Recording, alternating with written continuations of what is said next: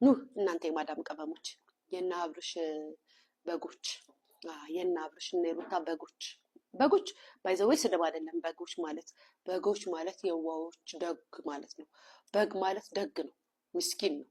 ታውቃላችሁ። አሁን ፍየል ብትሆኑ ኑሮ እንደዚህ አትመሩም ነበር፣ እንደዚህ አትነዱም፣ በግ ስለሆናችሁ ነው። ስለዚህም እግዚአብሔርን አመስግኑ። በዚህ ዘመን ፍየል በበዛበት በግ በመሆናችሁ በጣም ደስ ይለኛል።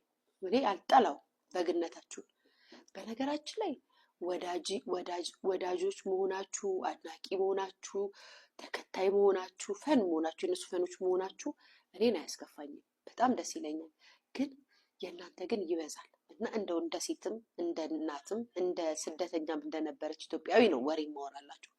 አሁን እሁድ ሰርግ አለባቸው ተባለ እና የት ነው? ዱባይ መጥተዋል። ይመቻቸው። ሰርግ አለባቸው እንዳትቀሩ እንሂድ ወርቅ እንግዛላቸው ምናምን ስትሉ ሰማሁ። እንደው አሳዘናችሁ። የሀገሬ ልጆች ወርቁንስ ግዙት። ዱባይም ሂዱ፣ እዛ ተዝናኑ፣ ሂዱ አግኟቸው። ግን ክለብ መግባት ትችሉበታላችሁ፣ ታውቁበታላችሁ። ክለብ እንዴት እንደሚገባ የክለብ ልብስ ምናምን ታውቃላችሁ። እንደው አደራችሁ ሽርጣችሁን ለብሳችሁ ሻሻችሁን አስራችሁ እንዳትሄዱ። እንደው እኔ እህታችሁ ነኝ።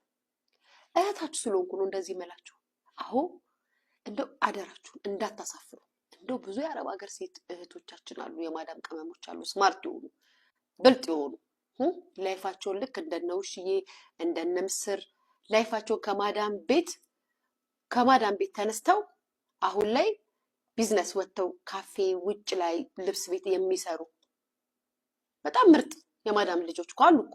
ግን እናንተ የሶሻል የፌስቡክ የዩቱብ ህንድ ፊልም ተከታታይ የኢትዮጵያ